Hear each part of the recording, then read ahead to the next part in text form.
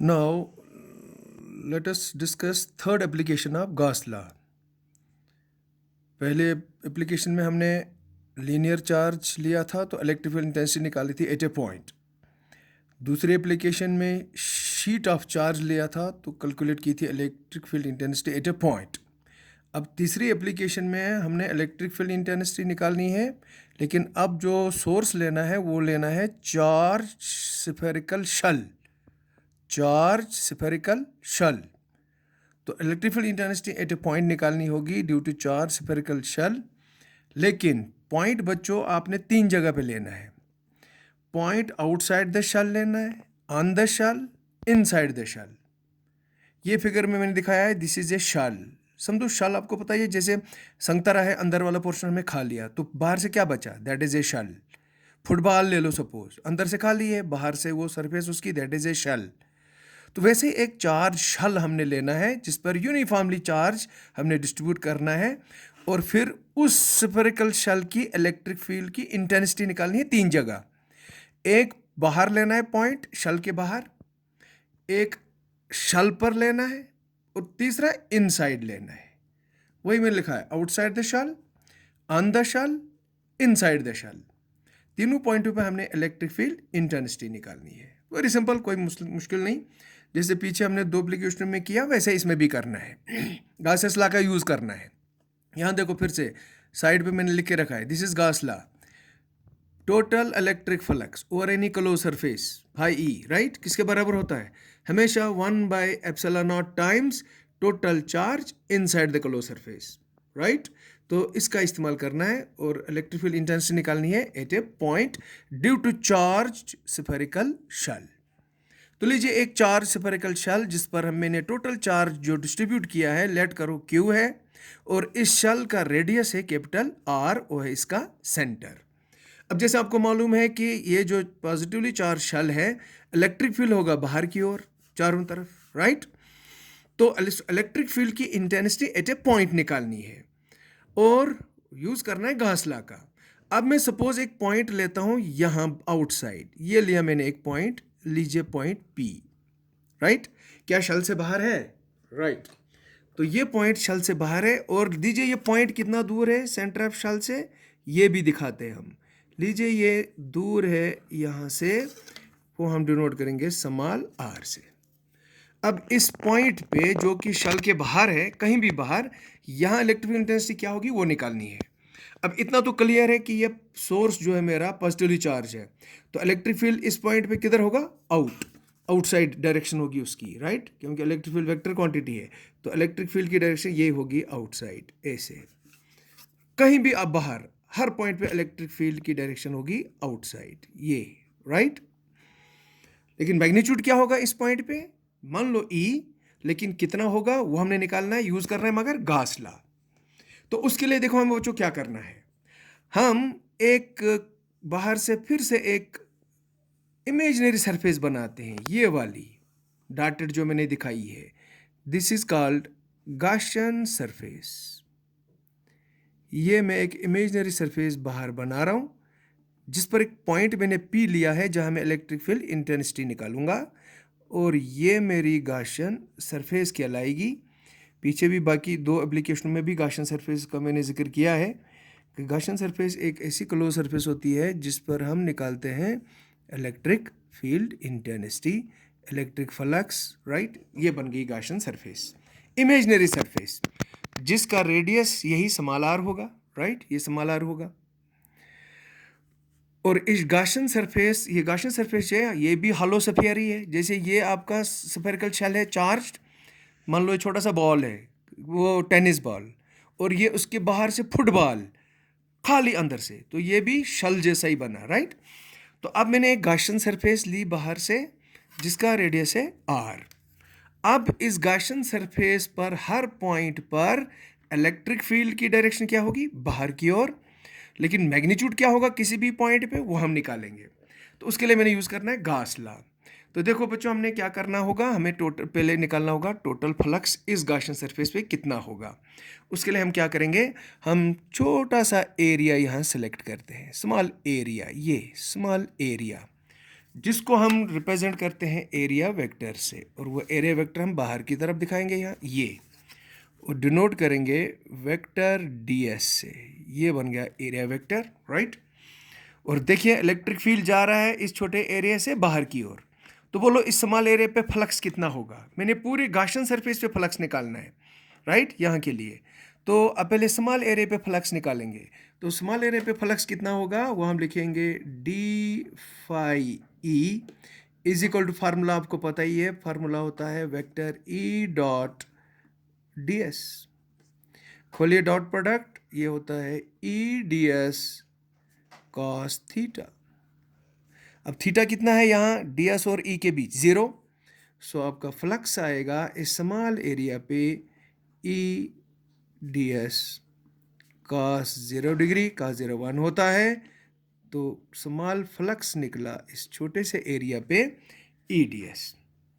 अब बोलो पूरे एरिया पे कितना फ्लक्स होगा, इसी को करेंगे हम integrate. Therefore total flux over the whole Gaussian surface integral d phi. Gaussian surface close है तो यहाँ सर्कल मारेंगे हम। इस गॉसियन सरफेस का कुछ सरफेस एरिया होगा, ये लीजिए एस, और यहाँ पे लिखूंगा मैं एस। सो बराबर है integral close surface E d s, right. बच्चों वो क्या होगा, d phi E, total flux निकला। ई हमने निकालना है तो बाहर रखेंगे, तो इंटीग्रल डी एस, ई अपनी जगह। बोलो बच्चों इंटीग्रल डी एस क्या होगा, इंटीग्रल डी एस होगा एस, एस मतलब इस गॉसियन सरफेस का सरफेस एरिया एस। सो सरफेस एरिया कितना होगा गॉसियन सरफेस का बच्चों, ये स्फीयर है तो इस स्फीयर का एरिया होगा 4 पाई आर स्क्वायर, स्मॉल आर इसका रेडियस है। तो ये निकला बच्चों total electric flux over the Gaussian surface. ये जो बाहर से गॉसियन सरफेस है कितना फ्लक्स होगा ये निकला, राइट। अच्छा जी, इसके बाद बोलो बच्चों अब आपका इस शल पे जो चार्ज है पूरे शल को कवर कर रहा है, तो कौन सी डिस्ट्रीब्यूशन ऑफ चार्ज है ये। मैंने आपको 3 डिस्ट्रीब्यूशन ऑफ चार्ज पढ़ाई थी, linear charge, surface charge, volume charge. तो ये एक शल के सरफेस पे चार्ज है, तो ये सरफेस चार्ज डिस्ट्रीब्यूशन कहलाएगी, राइट। और सरफेस चार्ज डिस्ट्रीब्यूशन में आपको पढ़ाया था मैंने सिग्मा, ये होता है चार्ज पर यूनिट एरिया। अगर इस पूरे शल पे चार्ज टोटल कितना है Q, और इसका एरिया है पूरा सरफेस एरिया है S, तो बोलो चार्ज पर यूनिट एरिया को हमने नाम दिया था सरफेस चार्ज डेंसिटी। लीजिए आपको मालूम है इस शल पर जो चार्ज है उसकी डेंसिटी हमें मालूम है कितनी है, सिग्मा। तो आप क्या बोल सकते हो कि इस शल पर कितना चार्ज होगा, राइट। हम क्या करेंगे, हम लिखेंगे charge inside the Gaussian surface. ये जो गॉसियन सरफेस है इसके अंदर जो शेल है इस पर चार्ज कितना है, इनसाइड द गॉसियन सरफेस। जो मैं सब्स्टिट्यूट यहां पे करूंगा Q, तो वो Q बराबर है, शाबाश ये यूज करो, sigma charge per unit area, और इस शेल का एरिया कितना होगा, शाबाश, यदि स्फीयर ही है इसका रेडियस r है तो इसका स्फीयर इस चार्ज शेल का एरिया होगा 4 पाई आर स्क्वायर। तो ये मैंने निकाला चार्ज इस शेल पे कितना होगा जो गॉसियन सरफेस के अंदर है। सो इसको भी हमने निकाला। करो अब बच्चों use Gauss law. Now using Gauss law, application है ना, तो यूज कर रहा हूं मैं गॉस लॉ। क्या कहता है गॉस लॉ, वो जो ऊपर लिखा हुआ है टोटल इलेक्ट्रिक फ्लक्स। बोलो आपके केस में टोटल इलेक्ट्रिक फ्लक्स कितना है, ये 4 पाई ई आर स्क्वायर है, is equal to 1 by epsilon naught. बोलो total charge inside the Gaussian surface कितना है, गॉसियन सरफेस के अंदर ये जो टोटल चार्ज मैंने भी निकाला यहाँ से, ये होगा 4 pi sigma R square. 4 pi cancel, E यहाँ से निकालता हूँ बच्चों में, ये आएगा sigma R square upon epsilon naught r square. This is the required expression. Gauss law का सिंपल इस्तेमाल, total flux over the Gaussian surface, total charge inside the Gaussian surface, दो चीज़ें मैंने निकाली और यूज़ किया गॉस लॉ, दोनों चीज़ें टोटल फ्लक्स टोटल चार्ज मैंने यूज़ किया गॉस लॉ में, तो इंटेंसिटी निकली at a point R, right. यहाँ निकालनी थी इंटेंसिटी जिसकी डायरेक्शन बाहर की ओर है, और यह आया उसका मैग्नीट्यूड। ज़रा इसको गौर से देखिए, E is directly proportional to capital R, मतलब कैपिटल आर क्या है, इस शल का रेडियस, जिसका मतलब अगर शल बड़ा किया जाए रेडियस बड़ा हो जाएगा, ज़्यादा होगा। जब रेडियस ज़्यादा इंटेंसिटी भी ज़्यादा होगी एट ए पॉइंट। अगर ये शल स्मॉल रेडियस का होगा, छोटा होगा, तो इंटेंसिटी भी कम। नंबर 2, अगर डेंसिटी बढ़ाओगे, चार्ज की डेंसिटी इस पर सरफेस चार्ज डेंसिटी अगर बढ़ाओगे सिग्मा, तो इंटेंसिटी एट ए पॉइंट बढ़ेगी। यही कहती है ना एक्सप्रेशन, डेंसिटी कम इंटेंसिटी कम। Number 3, E inversely proportional to small R है। देखना जरा, स्मॉल आर क्या है, पॉइंट जहां इंटेंसिटी निकाली थी, लेकिन ये इनवर्सली में आ रहा है। उसका मतलब ग्राफ एक्सपोनेंशियल बनेगा, यानी आर ज़्यादा इंटेंसिटी कम, आर कम इंटेंसिटी ज़्यादा, यानी शल से जब बाहर बाहर जाओगे इंटेंसिटी कम होती जाएगी, अगर नज़दीक आओगे इंटेंसिटी ज़्यादा होती जाएगी, वो मतलब है। सो this is my first equation. तो ये निकाली मैंने, electric field intensity due to charged spherical shell at a point outside the shell. So this is intensity outside the shell. इसका मैं फिर ग्राफ भी प्लॉट करके बताऊंगा। So ये था बच्चों बिल्कुल सिंपल, राइट। अब इसमें हम लेंगे सेकंड केस, पॉइंट को लेंगे on the shell, point on the shell.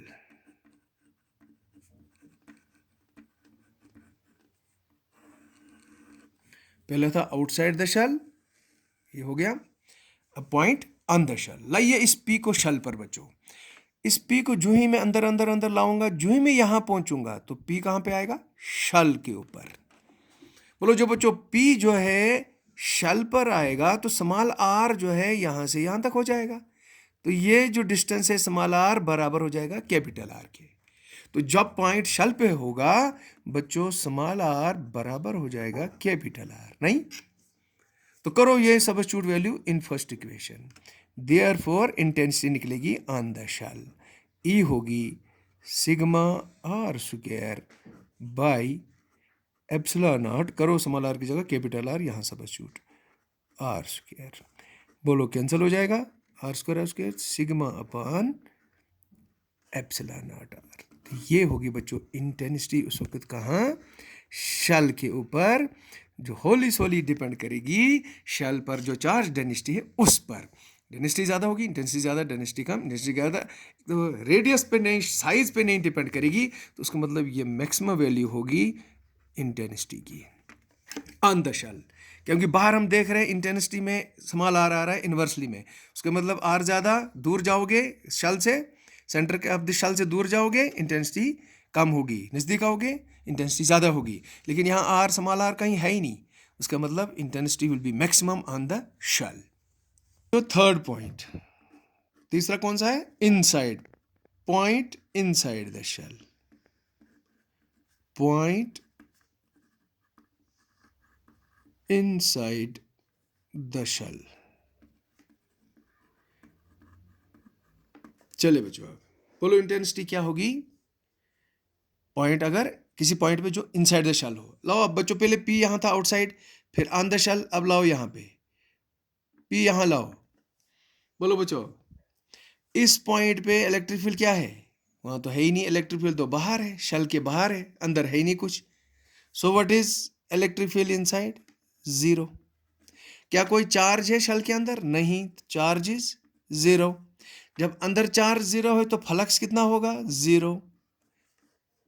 सो बच्चों इस शेल के अंदर कुछ है ही नहीं, न चार्ज है, न फील्ड है, न फ्लक्स है ना? तो जिसका मतलब इस शेल के इनसाइड कोई इलेक्ट्रिक फील्ड नहीं होगा। यही वजह है बच्चों कि हाँ, जब भी बिजली गरजती है, चमकती है, तो उस वक्त कहा जाता है गाड़ी के अंदर रहना चाहिए, क्योंकि गाड़ी का बाहर जो पोर्शन है ना मेटेलिक, वो न्यूट्रलाइज करता है जो ऊपर से बिजली गिरती है उस चार्ज को, तो इंसान सेफ रहता है गाड़ी के अंदर, वहाँ कोई इलेक्ट्रिक फील्ड नहीं होता है, राइट। तो लिहाजा यहाँ भी शेल के अंदर कोई फ्लक्स नहीं, कोई चार्ज नहीं, कोई इलेक्ट्रिक फील्ड इंटेंसिटी नहीं है। So this is third point. अब इसमें सिर्फ पहले पॉइंट में ही निकल गई हमें, राइट। तो पहले केस में intensity inversely proportional to R square है, तो क्या यहाँ लिख सकते हैं हम कि outside electric field intensity is inversely proportional to square of the distance. और दूसरे केस में on the shell intensity is maximum and inside intensity is zero. तो अब इन तीनों को मैं ग्राफ से प्लॉट करूंगा। तो ये हो गई थर्ड एप्लीकेशन, वेरी इंपॉर्टेंट। अब देखो बच्चों, ज़रा ग्राफ से मैं समझाता हूँ इसको। आप जो इलेक्ट्रिक फील्ड इंटेंसिटी हमने निकाली due to this charge shell outside on inside. तो अब ज़रा मैं इलेक्ट्रिक फील्ड लेता हूँ वर्टिकली अप, और ये हॉरिजॉन्टल डिस्टेंस हो गया आर, स्मॉल आर, राइट। तो इलेक्ट्रिक फील्ड किस तरह से चेंज होती है शेल के केस में, ये इलेक्ट्रिक फील्ड ऊपर की ओर और ये आर डिस्टेंस इधर हॉरिजॉन्टल, राइट। तो यहाँ पे कोई इलेक्ट्रिक फील्ड इंटेंसिटी नहीं है एट द सेंटर, सेंटर पे कोई इलेक्ट्रिक फील्ड है नहीं है, तो यहाँ ज़ीरो। फिर जब हम स्मॉल आर को बढ़ा रहे हैं, इनसाइड ही हैं अभी हम, कहाँ तक, शेल तक, कोई इलेक्ट्रिक फील्ड नहीं है ना। तो लिहाजा मैं यहाँ से यहाँ आ रहा हूँ, यहाँ तक कोई इलेक्ट्रिक फील्ड नहीं, ज़ीरो हुई है अभी इलेक्ट्रिक फील्ड, क्योंकि small r is less than capital R. Capital R कौन है, रेडियस ऑफ द शेल। तो जो डिस्टेंस हमारा शेल के रेडियस से कम है, तो आर, स्मॉल आर डिस्टेंस जहाँ हम इलेक्ट्रिक फील्ड निकाल रहे हैं, वो रेडियस ऑफ शेल से कम है यहाँ तक, तो कोई इलेक्ट्रिक फील्ड नहीं। जो हम यहाँ पहुँचे इस पॉइंट पे, बच्चों आप बोलो इस पॉइंट पे आप कहाँ हो, शेल पर। तो क्या सेंटर से दूर आप रेडियस के बराबर हो यहाँ पे, हाँ। तो आपने शेल पर इलेक्ट्रिक फील्ड इंटेंसिटी पीछे कितनी निकाली, मैक्सिमम। तो देखो ग्राफ ऊपर गया ऊपर यहाँ। तो यहाँ मान लो यहाँ पे इधर आऊँगा, तो यहाँ होगी आपकी ई मैक्सिमम, इतनी होगी आपकी, मान लो इतनी शेल पर on the shell maximum intensity ये। उसके बाद जो ही मैं बाहर गया, राइट, इंटेंसिटी मेरी इन्वर्सली प्रोपोर्शनल टू आर कम होती गई, तो मेरा ग्राफ जो है ऐसे एक्सपोनेंशियल ग्राफ ऐसे आएगा, ऐसे। ये इस ग्राफ का मतलब intensity is inversely proportional to R square. Distance बढ़ेगा इंटेंसिटी कम होगी, डिस्टेंस बढ़ेगा इंटेंसिटी कम होगी। तो इस तरीके से जो मैं बाहर गया था शेल के बाहर, तो फर्स्ट केस में मेरी इंटेंसिटी कम होती गई। तो इस तरीके से ग्राफ नीचे आ रहा है, इंटेंसिटी कम, जो डिस्टेंस में बढ़ाऊंगा इंटेंसिटी कम कम कम कम। तो इस तरीके से ये अब r हो गया ग्रेटर देन r। यहाँ से आगे जब मैं चलूँगा तो डिस्टेंस जो है रेडियस ऑफ शेल से ज़्यादा होगा, r ग्रेटर देन r, तो इंटेंसिटी मेरी इस हिसाब से चेंज होती जाएगी। So this is all about your variation of electric field intensity with distance for a charge spherical shell is shown in the figure.